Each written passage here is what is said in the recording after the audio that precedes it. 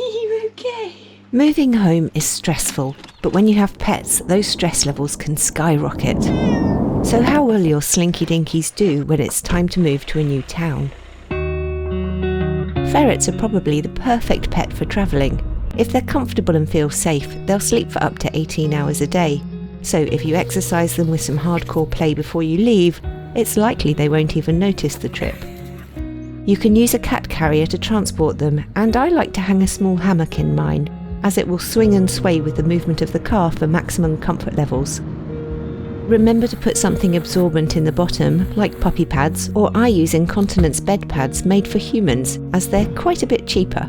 Treats for the trip. Here we are. Feel free to give them some treats to occupy them, but make sure you also offer water regularly, especially if the treats contain salt.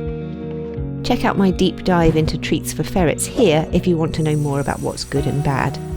For water, travelling is the one instance where I recommend a drip feeding water bottle.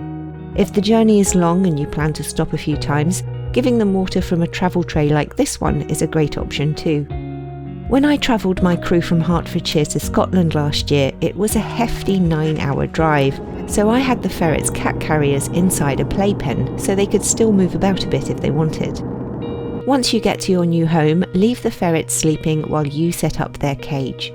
Don't put clean bedding in it, as the used bedding and toys from your old home will provide a comforting familiarity to help ease their transition. If your ferrets are normally free roaming at home, I strongly recommend using a cage initially.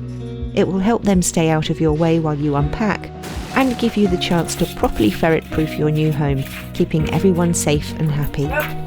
Ferrets are adaptable and pretty fearless, so they should settle in remarkably quickly. Scruffles? What are you doing up there? Especially if they still have all their familiar toys, bedding, and most importantly, their favourite humans around them. Excuse me, I'm being stored. Where are you taking me?